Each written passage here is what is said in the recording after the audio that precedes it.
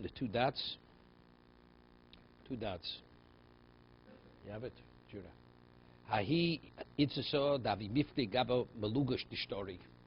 This woman, she had a pouch with documents.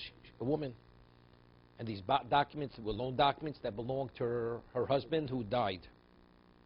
Okay, we rule like Rabbi Kiva that the moment the man dies, metaltlin, the ksuba cannot be collected from metaltlin.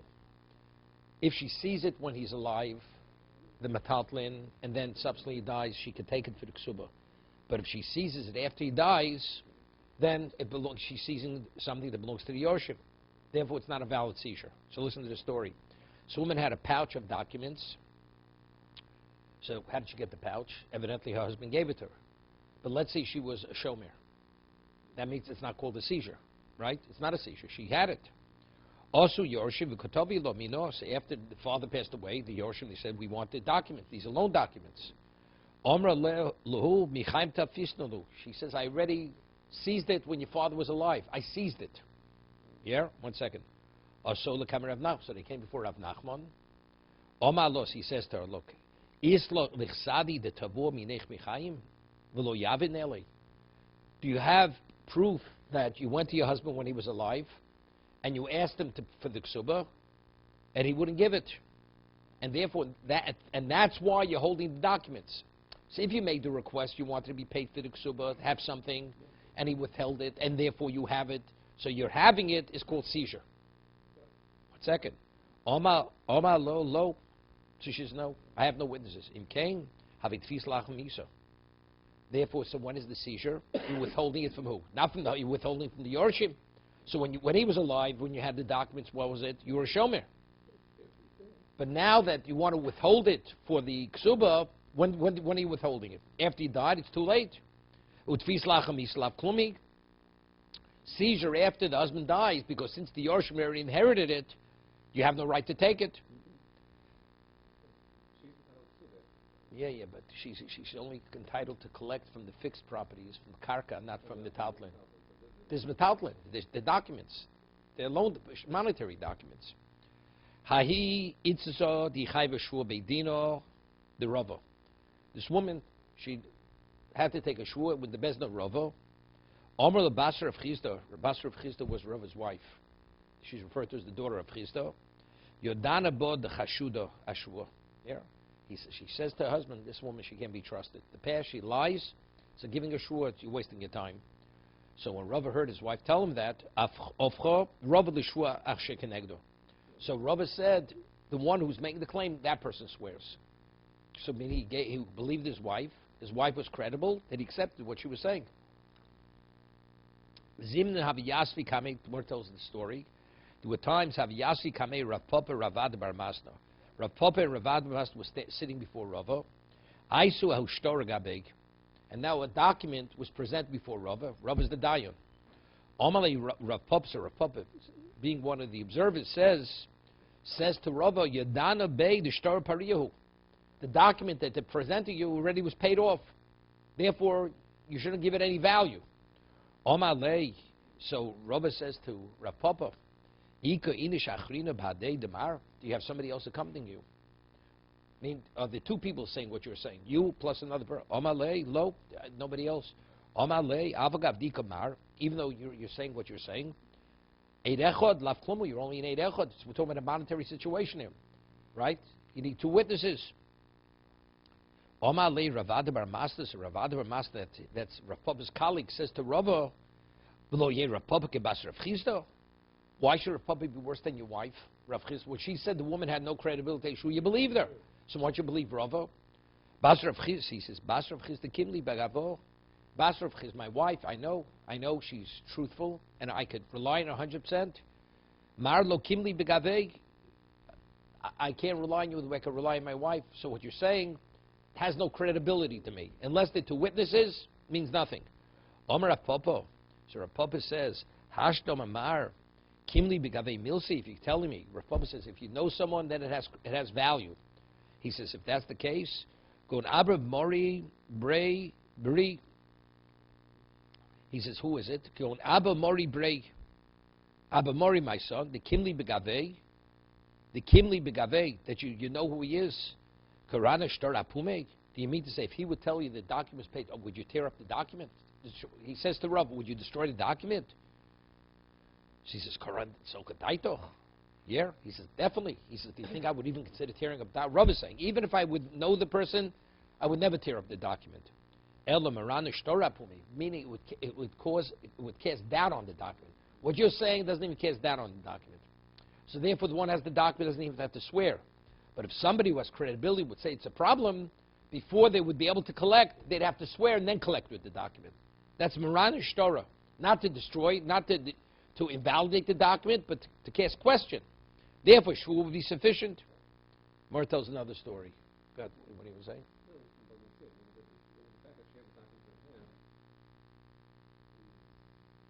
No, Shtav Yotcha, my boy.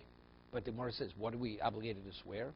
Because sometimes the person, the lender, the borrower pays, but since the lender paid for the fee for the sofer, the lender is not willing to release the document until he's reimbursed the fee. Right? So that's a possibility. Right? It's called pshita de safra, the fee for the sofer. That's why the malveh was able to retain the document. And say the borrower didn't have enough money to pay the loan plus the sofer's fee. So he paid. The malveh said, "I'm not getting until I get my full money. You have to pay me for the sofer's fee," which he didn't have. That's why, if that's the case, it's a paid document, and by allowing him to keep it, he's going to collect twice. So therefore, he has to take a shvuah before. Right, exactly. Listen to the story.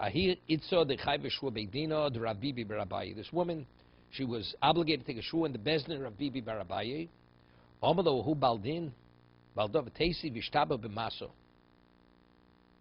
Yeah. So the Baldova says, I want her to swear. How does he explain b'masa? B'masoy. How does he explain? In town, I think. How does he explain it over there? B'maso. Here. You won't give it to me. Let me see what it is. B'maso.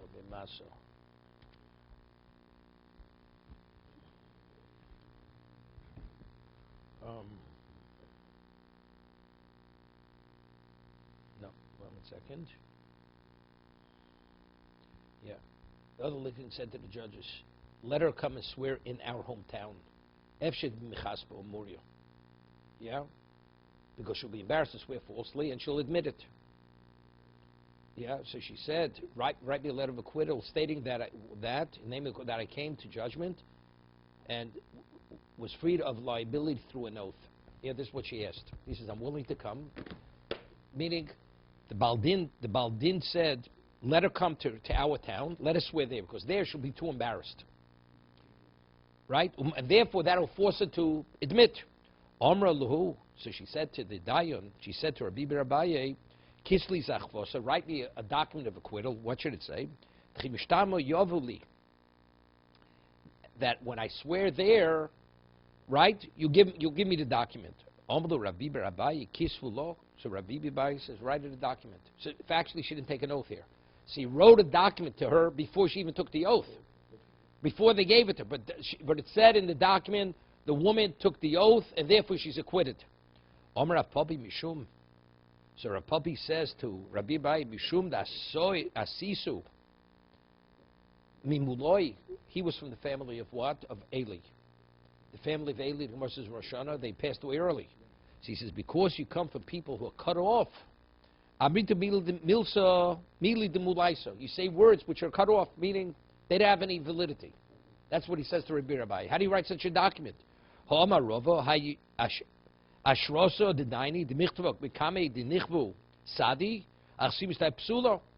says, let's say you have what's called a henpick. You have a certification of daughter. It says, we the Dayarim, in our presence, witnesses testified that these signatures are their signatures, and they signed their names. Are you allowed to write such a certification before the witnesses testify? You can't. Why? Because it's Mersi Kishikra. I mean, how do you write a document if it's not true? Alma Mersi Kishikra.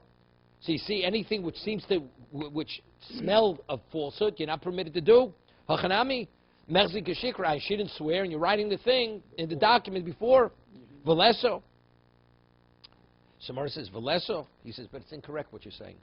But you see, that's not correct. Rav Nachman, the Omer Rav Nachman, Omahoy Rameir says, this is in Gittin, Rameir holds that a get does not be written Lishma. So if a get's written for Ruvain and Leah, another person with the same name can use that get. Okay? He holds only the Chasim has to be Lishma. The signing, but the actual text does not be Lishma. So therefore, let's say you find the waste can. A get with all the text, identical text of this person. The date, the town, everything is the same. He says, even Motz Bashba, you can take it. That's Rameir. Omer Rameir, I feel Motz Bashba, B'chosmu, and then they signed on it for this new couple, kosher. Where did the Rabbanan argue that's all Giti Noshim because what the Torah says has to be written Lishma, is it the text or it's the Chasima? The being a Ksiva Lishma, Avu Shar story, but we're talking about monetary documents. Modu, the Omer Ravasi, Omer Rabbi Shtar Shelovo Poro, Ein Chosav Lova Bo. Let's say Reuven borrowed money from Shimon. And the same day he paid, and he says, I want to borrow again. Could you use that original document? You can't use the original document. Why can't you use the original document? Shvar Nimchal Shibudo, because if you want to collect from lien properties, you won't. The document to collect, it has to be written specifically for this debt. So therefore, what is it? It's basically a milva peh. It's a milva peh. Time of the Nimchal Shibudo. What's the reason why you can't use the document again? Not because it's Merzik Kishikro, but because of what? It's Nimchal Shibudo, because you're going to take the document and collect from the properties that were sold off. And that's going to be a problem. Aval Merzik Kishikro, lo chayshinon. Okay? So therefore you have no claim. So what Rabbi Bibai said was not a problem. Au Gavro. The Afgid Shev Marganiso, the Tsar Besadino. You this? Bei Reb Meisha, Bar Berei, the Reb Shimon Levi. A person left for safekeeping 7 diamonds or 7 pearls wrapped in a cloth in the house of Reb Meisha. Reb Meisha was the Shomer, and Reb Meisha was the grandson of Reb Shimon Levi. Bar Berei Reb Shimon Levi. He was a big miyuchas. Right? Came from a prestigious line. Reb Shimon Levi. Shochav Reb Meisha v'lo pokid. Reb Meisha died, and he didn't tell his family that it was a pikodin. So what did the kids think? The kids thought it was theirs. It was their father's. Shochav Reb Meisha v'lo pokid. He didn't leave over a last will and testament to tell them what exactly it was. He didn't instruct. Os coming to Rabami, so they came to Rabami because they claimed. No, they said it may be our father's. He says no. I gave it to him for safekeeping. Who do you believe? You say about Schavela Varaya. So they came before Rabami. Listen to the story. Omar lay. So he said to the kids, Chado. First, I know it's not Ramesha's. Why? The Yadanabe, the Rebesha, Barbarevshua, Abdullah Omid. First, he wasn't a wealthy man. To be able to possess these kinds of diamonds, you got to be wealthy. He's not a wealthy man. So where does he come to that? So evidently, it's the other person he gave it to. Va'od. Secondly, Hoka Yahiv Simno. The man is giving very specific signs that to what? To identify the cloth and everything. Sad as you know, unless it's his. So good. So Tosas explained. So giving a sign wouldn't be good enough because maybe he bought it from him, maybe gifted it to him, right? But it's unusual. So let's say Ramesh would be alive and he'd say it's mine. He'd be believed, even if the other guy gave signs. Why? Let's say I have a jacket and I sell it to you. If I sell it to you, I could tell you exactly every stitch in the jacket. Doesn't make a difference. Of course you can tell because originally it was yours, but you sold it to the other person. So if Reb Meisha would have been alive, and he would give it, Reb Meisha, it's mine, he has a right to keep it. But the Bezdin should say that on behalf of the Yisomim, it's something which is remote. And because it's remote, we don't say something that's remote.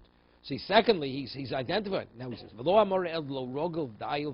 this person who claims it says, it's not a person who frequents Reb Meisha's house. Why? Because if he frequents Reb Meisha, it's possibly he saw it. Of course he knew what it was. So identify means nothing. You know, a person every Shabbos comes to a person's house, and he knows that he sits by that dining room table for the past 25 years. He can tell you every scratch on the table because he even made some of the scratches, right? So what? That's a proof because he could identify the table. Can't means nothing because he frequents the house. So if the person who's giving the sign frequents the house, doesn't mean anything, right? It was to be on a person who's making the claim he doesn't normally frequent the house. He's not accustomed to going there. Avarogel v'ayil, the ayil v'nofel losam, inish achrina afkid. I'll tell you something. It may not be Moshe's, but it could be somebody else's. Somebody else may have given him for safekeeping. V'yu merze chozik, and he saw it. Said the man is a charlatan. It may not be Moshe's, but who said it's yours? The sign means nothing. It's like an Aveda. A person gives a sign for an Aveda. Why do we say? Because how would it be known otherwise? But over here, there's a reason why we would have known. Because you frequent the house. Right? Very logical. No. Ramesha definitely didn't buy it. He's not a rich man. He couldn't afford this kind of thing. Right? So, but let's say this man was identifying it. He gives an identifying sign. What's the proof? Even it may not be Ramesha's, but maybe it's somebody else's. It could be a third party's. You have to minimally identify that it's yours, right?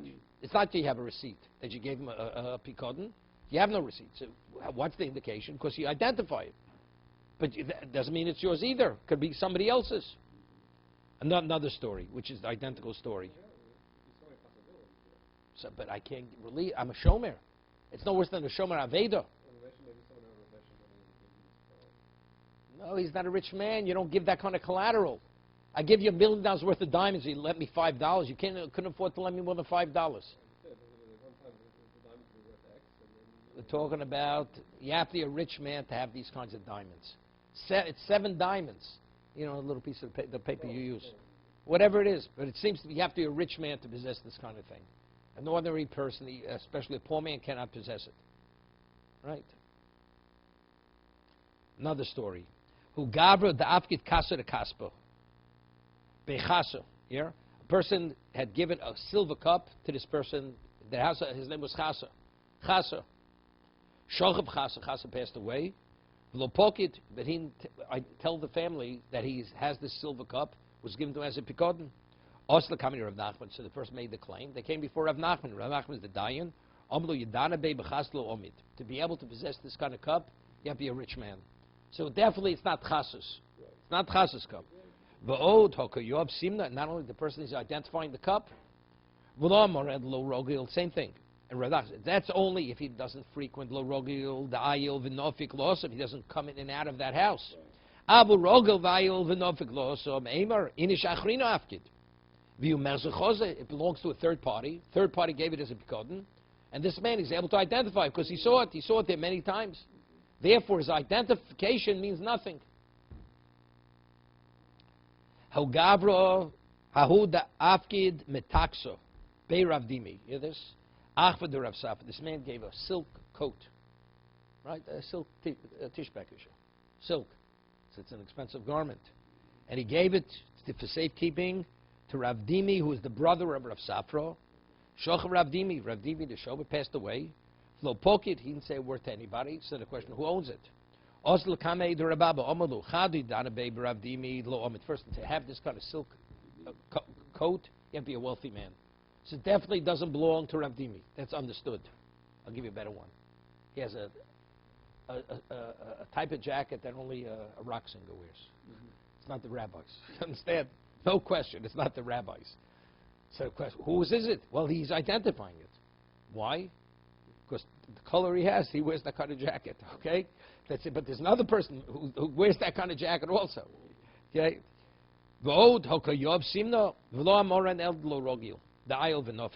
Again, when will we give this silk coat to this person? That's only if he doesn't frequent the house. Somebody else gave it. He saw it. Okay? So we have 3 cases, basically the same thing. So you see, you just have to have, so what's the 5th chelik, the Shulchan Aruch? Seichel. Right? This is all based just on logic. It can't be his because he's not rich. And even if you give the sign, that's only if you don't frequent the house. Because if you frequent it, you picked it up, you saw it. That's how you're able to identify it. Okay? This is the 5th chelik of Shulchan Aruch. Seichel. Hu da'amadu.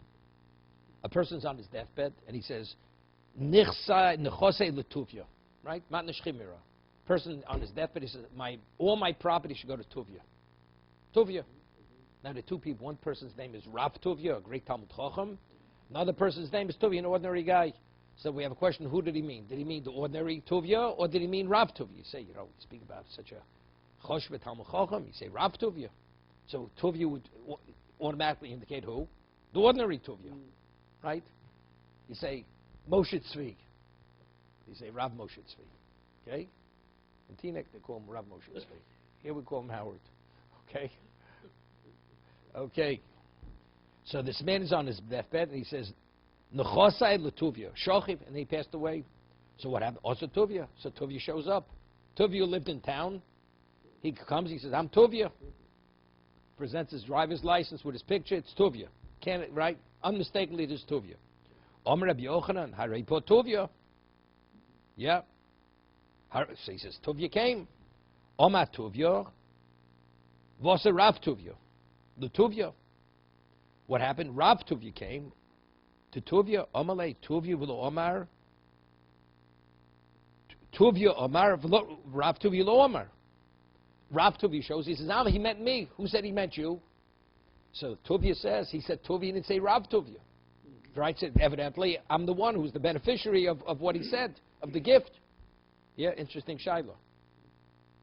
Right? Right? You have two people here in Yad Avram.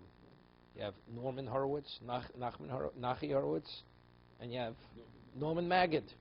He says, it's Norman's. Did he say Dr. Norman? He didn't say Dr. Norman, so who do you give it to? Norman or Dr. Norman? No, seriously, this has implications. I'm just bringing it out. V'inish the guy spake. What about, even though he was Rav Tuvia, let's say the person was on his deathbed, he had a very chummy relationship with the rabbi. So he referred to the rabbi as Tuvia. He didn't say Rav. He didn't predicate it with a title. So when he said Tuvia, he could have meant the Rav. Even though he omitted the word Rav, no, they're childhood friends. He's a Talmud Chacham, but he still refers to him by his, without the title. V'inish the guy spake, Hogi spake. Yeah. So factually it is. So now we have a quandary. Who would he want to give it to? Right, to the Talmud Chacham or to the ordinary Tuvia? So the Gemara says like this. Also Shnei Tuvia, Shochim v'Talmud. Let's say the two Tuvias came. One was a neighbor, and the other was a Talmud Chacham. We try to figure, who would he want to give it to? To the neighbor or the Talmud Chacham? Talmud Chacham Kodim.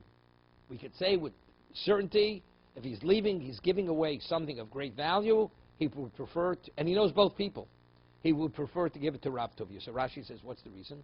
Because the person, when he dies, he wants to have a schus. Right? He did a mitzvah. He gave it to a Talmud Chacham. What about Korov, a Talmud Chacham? What about it's a relative? He has a relative by the name of Tuvia, and his Talmud Chacham's name is Tuvia. Would he prefer to give it to the relative or the Talmud Chacham? Talmud Chacham Kodim. Talmud Chacham also gets it. It takes precedence. Iboilu. What about Shochan v'Korov? What about a neighbor and a relative? So now it's a quandary, right? So we made it clear. Talmud Chacham comes before an ordinary person. A Talmud Chacham comes before a neighbor and before a relative. That's what he would prefer to do. What about a neighbor and a relative? No. He gave the gift before he died. It has nothing to do with Yerusha. It's a question. It's one of these two people. We don't know which one he meant. Toshma.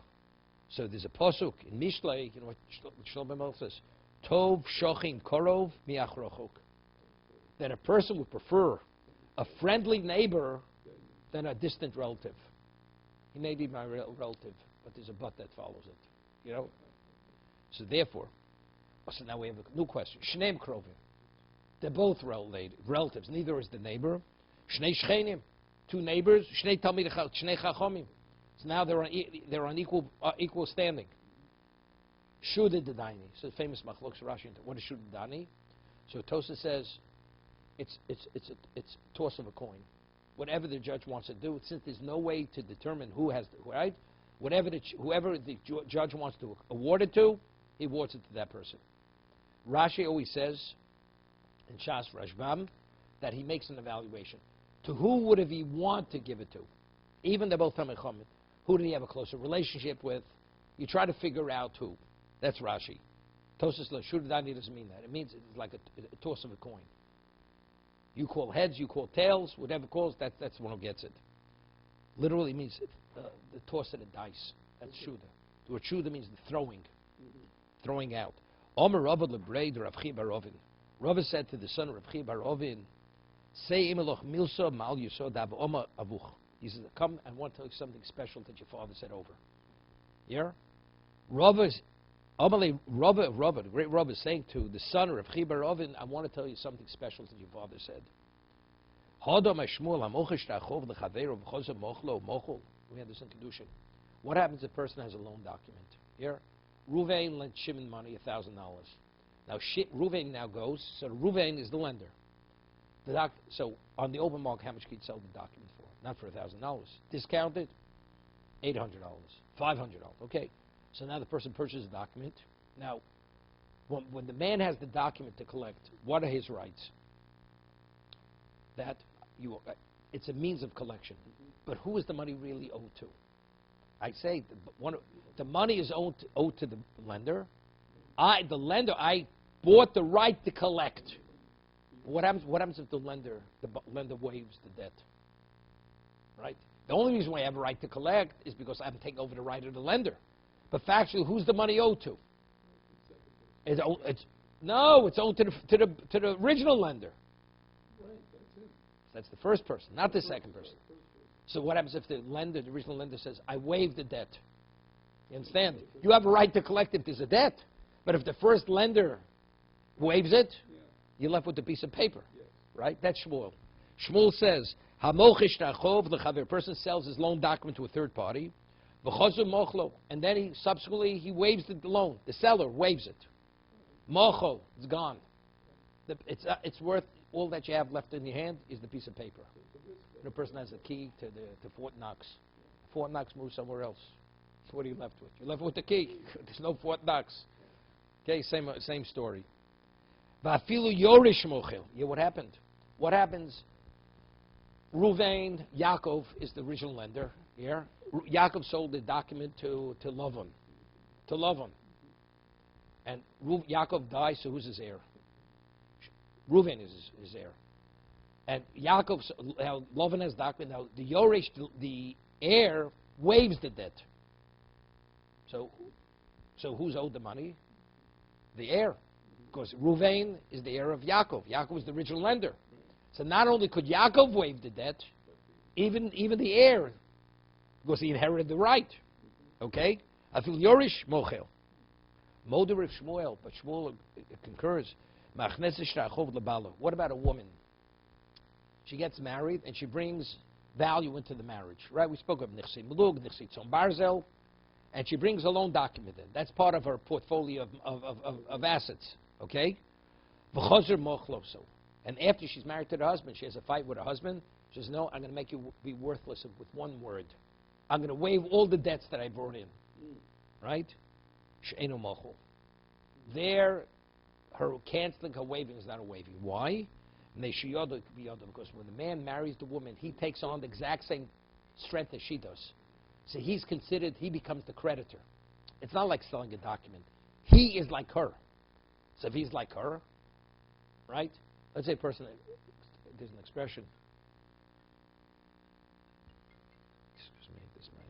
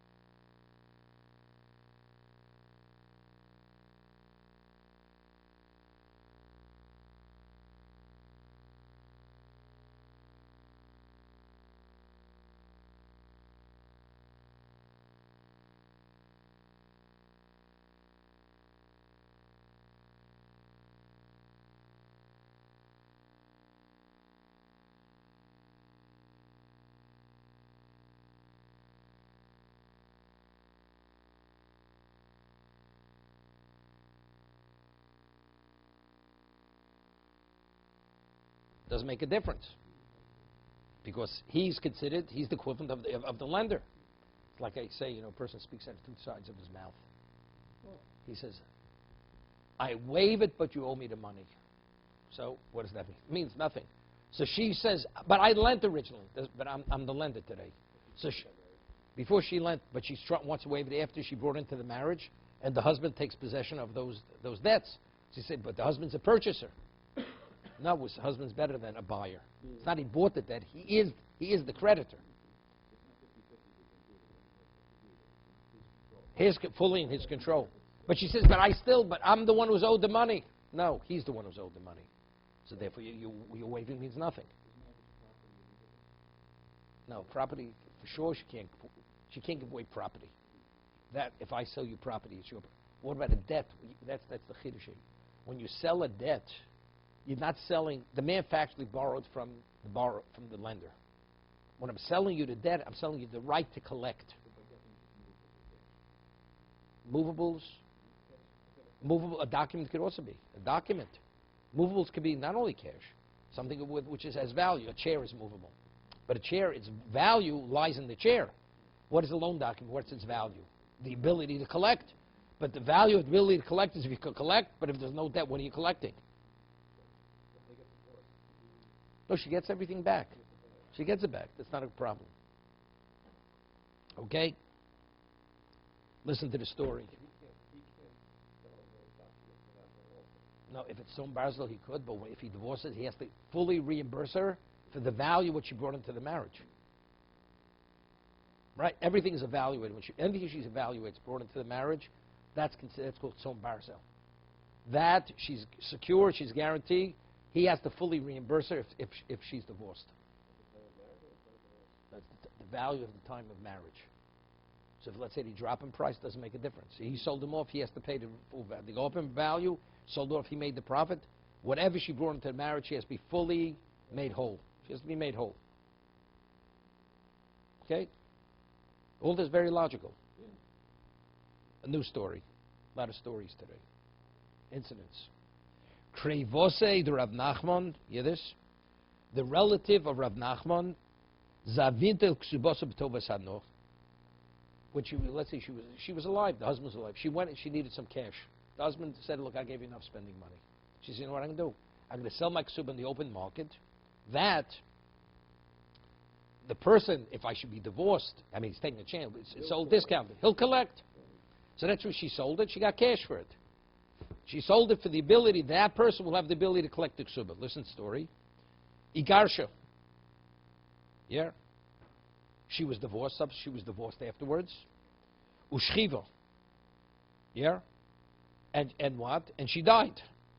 She died. She was divorced and she died. Osa kotovilo librato. Yeah? So they came, and so what happened? The ksuba was paid out to the daughter. Her daughter is the heir. Yeah, 1 second. They came to the daughter and says, you know something? Your mother sold the ksuba. You have no right to collect the ksuba. We have a right. No, it wasn't collected yet. Right. But factually, this is like the shtar, this document, the loan document that's sold. You know what's happening over here? So they came to the daughter and they said, you know something? Your mother sold it to us.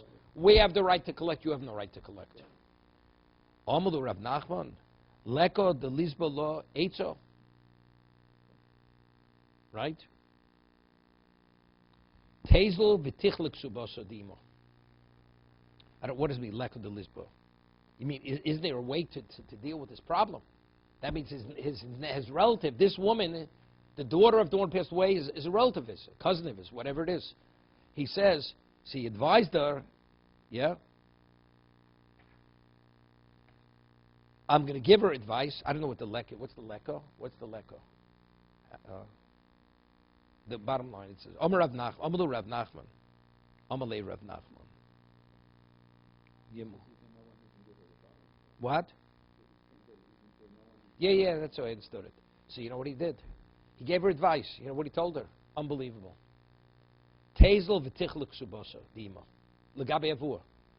Now, who's the heir? She's the heir. He said before, even an heir could waive the debt. So he says, you know something? Wait, it's her father. Her father, she inherits the ksuba of her mother. Right?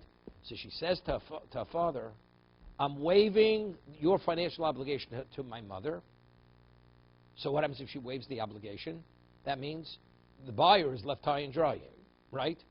Wait, now when the father dies, who's going to be the heir of that money? She's going to be the heir. So ultimately, you're going to get it anyway.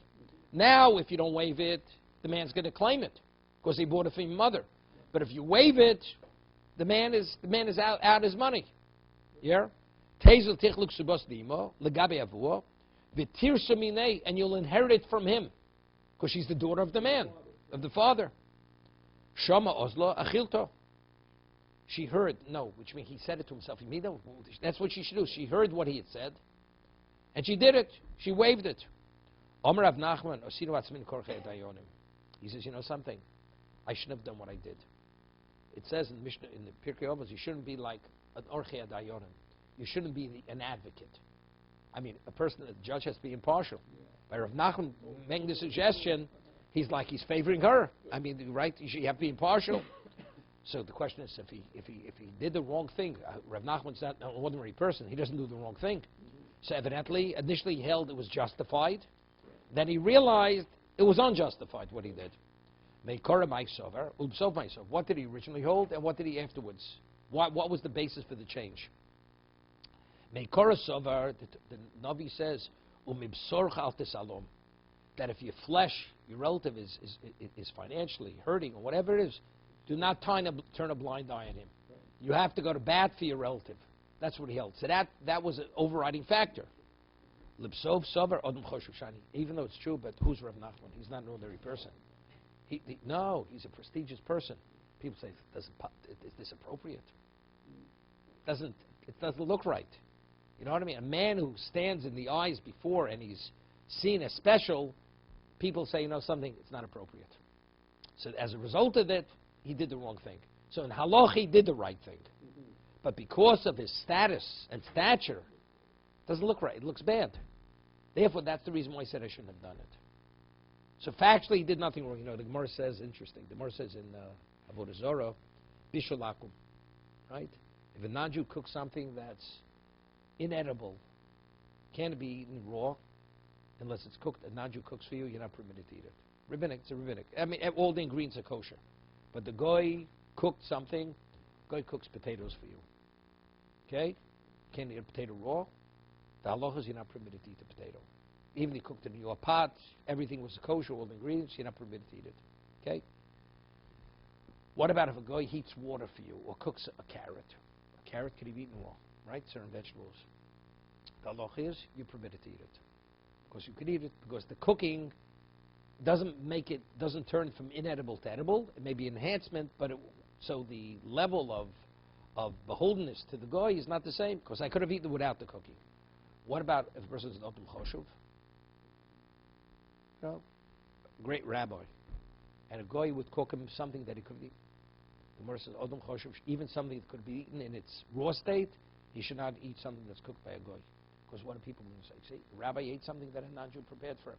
So people are not going to differentiate you. See, if that's the case, you could eat. If he prepares a steak for you, broils it on your grill, it's not a problem. Because people they make comparisons. They equate one to, even though there's no comparison. That's the reason. That's Odom Choshev shiny. People they say, see what's going on over here. Odom Choshev. Oma Guf, Oma Shmuel. Shmuel said the person sells a loan document, yeah, and he waives it. The original lender waives it, it's waived. And the buyer is left what? He's left with the paper. Use it as a bottle stopper. Yeah, even the heir, he could also be mochel.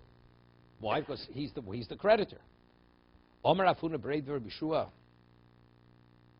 So Rav Huna B'Shua says, if this buyer who buys the document from the seller, from the lender, if he's a smart man, you know what he does? Mekarkesh leizuzeh. Yeah, what he does? No. He should take a few coins and he rattles the coin, right?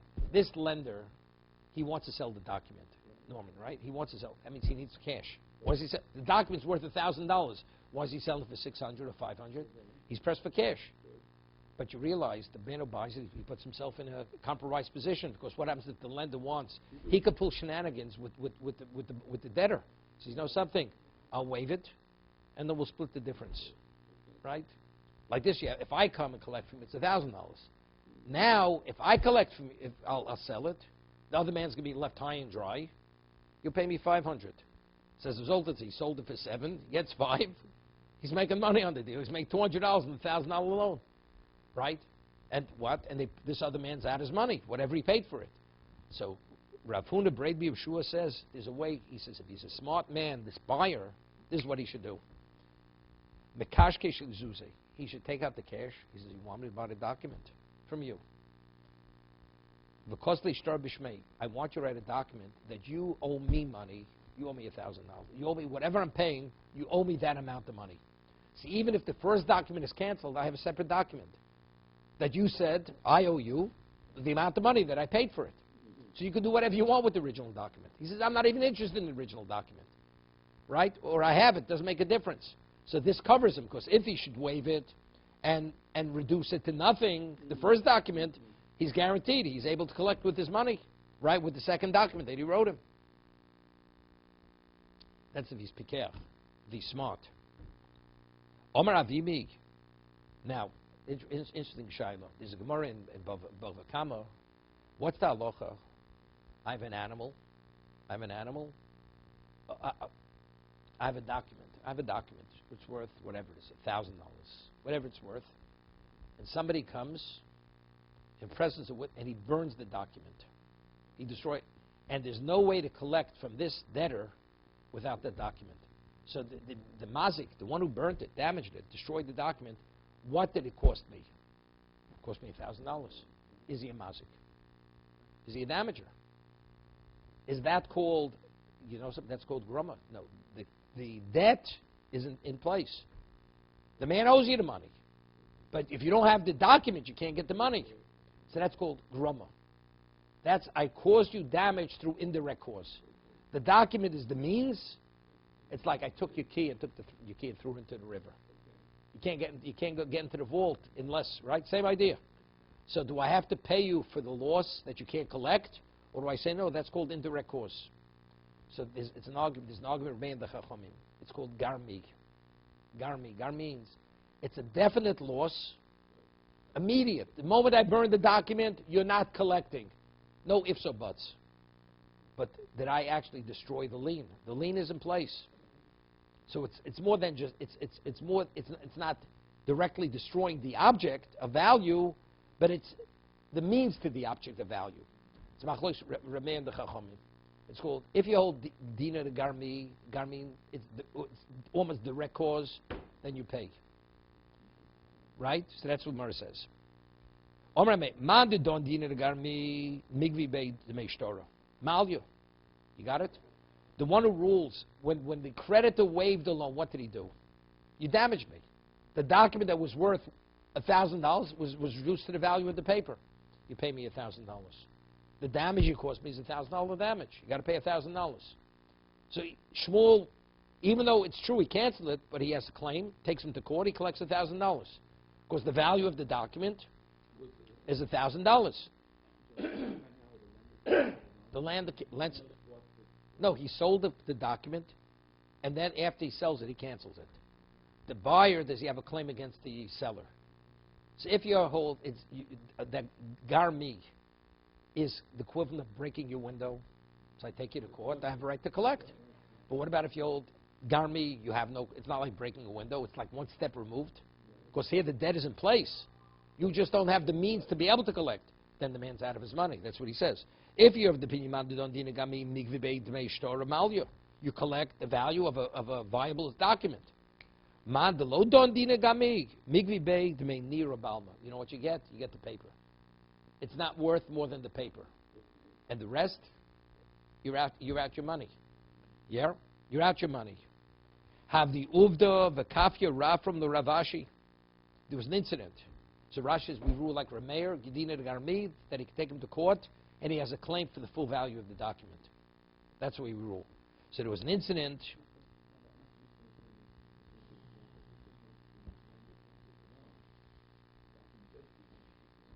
No, yeah. No, he did. When I bought a document, what was the viability of the document? It was the key to the vault. Now I can't get to the vault anymore because you canceled it. It's like, you know, you give me the key to the vault, then you take the money out of the vault. That's what you did. You took the money out of the vault. What? Canceling the loan. Good. But you damaged me. I had something that I could have gotten something, and you canceled. You took it away from me. That makes it indirect. Okay? So there was an incident. This story. The kafi rafram le Ravashi, vagbe kikshur letzalmi. Yeah? Ravashi canceled the debt, and Rafram forced Ravashi to pay the debt like buying first quality wood. Yeah? You have to be a little bit of a cabinet maker. When a cabinet buys wood, he makes sure it's the quality and it's straight, it's not warped, because he has to carve it. He has to engrave it. That's the way he paid him to pay for the document, like a first-class document. That's kikashura letzalmi, like when you purchase a beam for engraving, that meaning full value. Omer HaMeimer, listen to the story. Omer HaMeimer, Mishmei Rav Choma, Haima Dika Alei Ksuba Sisha. Here, this a person had to pay a debt for a ksuba. Balchov, he had a creditor. Visle Aro, Visle Zuzi. The man has land, and the man has cash. Got it? Yeah. Now, who do you pay the cash to? Who do you pay the property to? Do you pay the cash? Not talking about heirs. This is the person himself. The husband with a wife, with a ksuba, and you have the same person has a creditor. Who does he give the cash to? Who does he give the property to? So it says, L'bal chov mesalkin leim bezuzei. The money you give to the debtor, to the creditor, L'isha mesalkin leim baro. Hai kidene, vai kidene. Why? When a man lends you money, what does he want back? You think he wants back a piece of property? He doesn't need a headache. When a woman gets a ksuba, what does she want? She wants security. That when she's divorced, she wants to be secure that she's going to have paid the ksuba. So if that's the case, originally what did she want? She wanted land. So now that we have a question of land and cash, the lender gets the cash and the woman gets the property, right? Because that's fair. Good. Vilo, iko el chararo. What about you have one piece of property? Listen. Velo chazi el lechad. And you can only pay one. You pay who do you pay? Do you give that one piece of property to the lender? And we're speaking about both of them have the same date. The ksuba has the same date as the loan document. So they have equal claim to the property. Who do you give it to? What? 1 second. You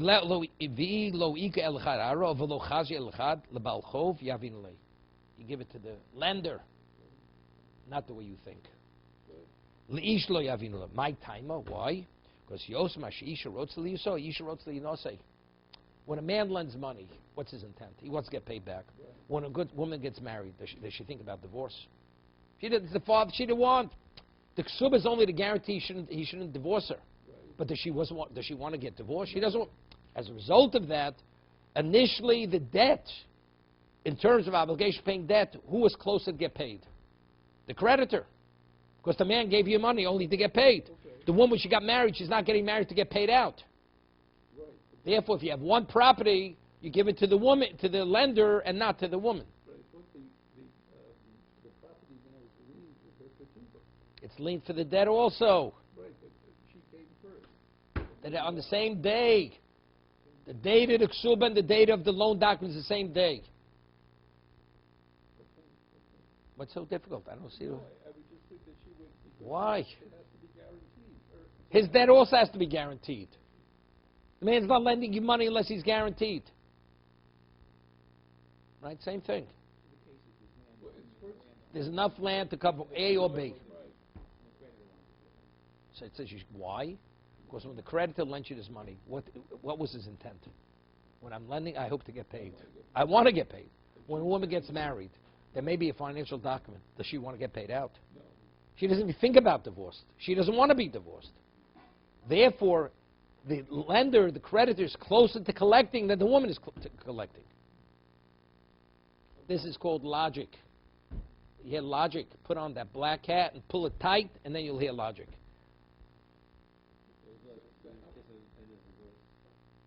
we're not talking about it. What happens if you only have one quality? You only have one quality, so you collect whatever is there.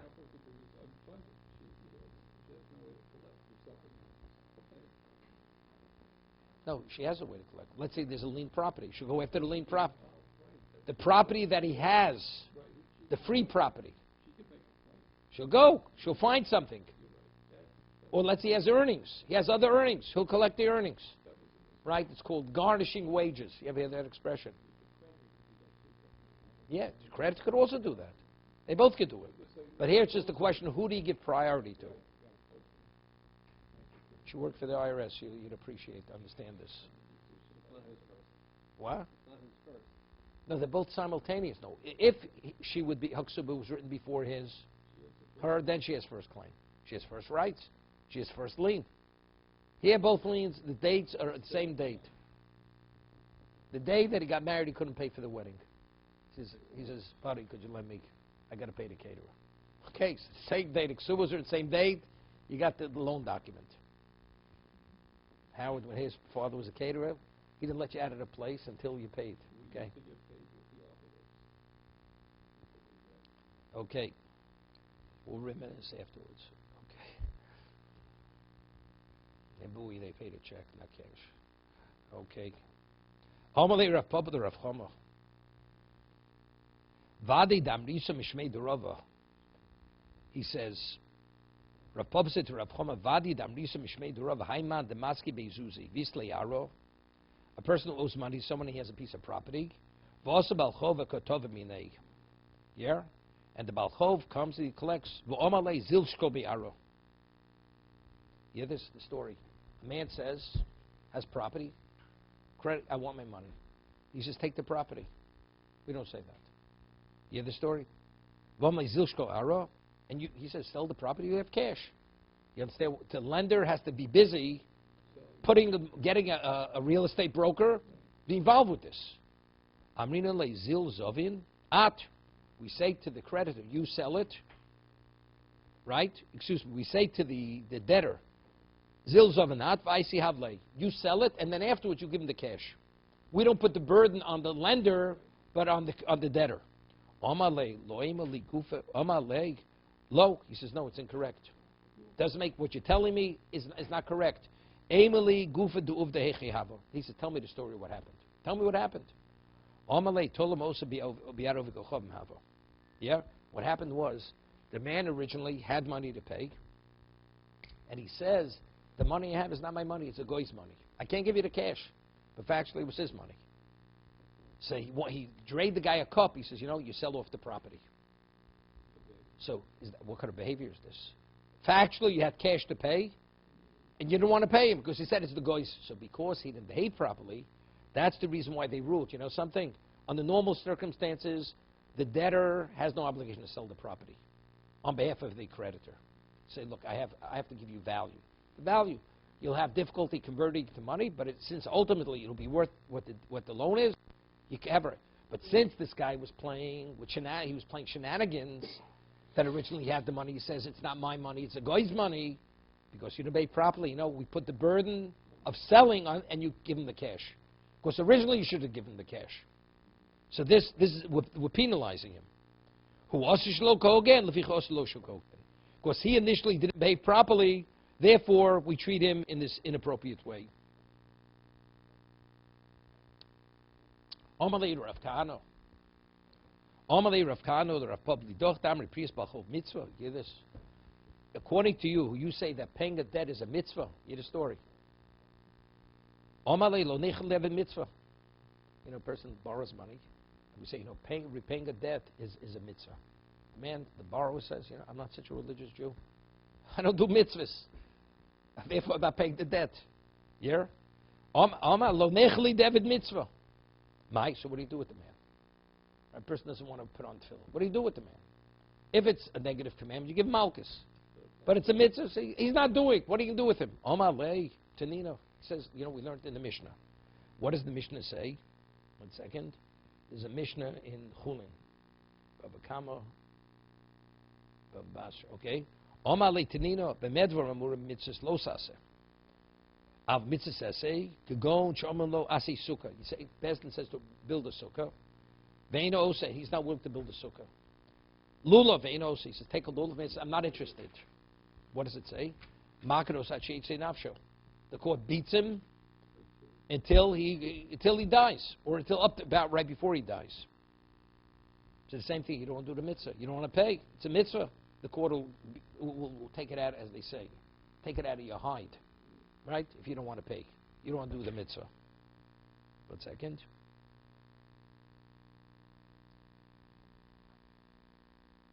Rashi says, what's the mitzvah? Mitzvah lefrochovo, well, amis dvorov. You have the obligation to pay the debt and to be true to your word, right? What is that?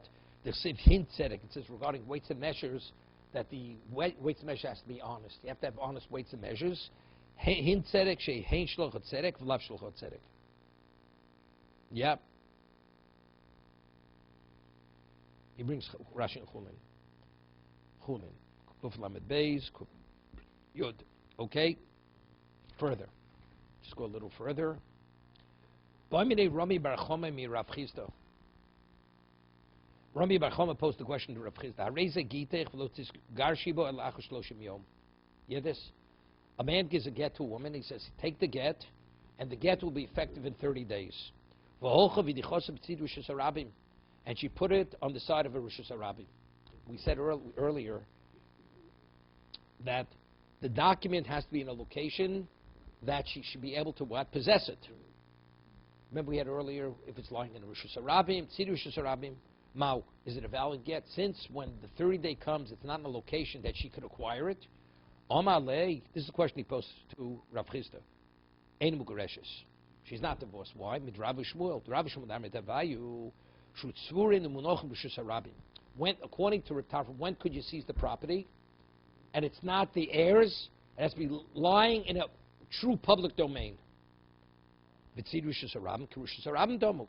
Alongside rishus harabim, that's rishus harabim. Adrabo. So he says just mugareshes mid Rav Nachman. You're saying based on Rav and Shmuel, it's not mugareshes. I'm saying based on Rav Nachman, she is divorced. Don't Rav Nachman, Rav Baravua, Omel Chaveru B'Shoch Parazu. Do an act of Meshicha. So we told him Meshicha, right? And it shouldn't be yours. It shouldn't be effective 30 days. What happens in 30 days? It's not here any longer. If it's in the marsh, my love, it's one and the same. A marsh and right alongside the public domain is the same. It's low.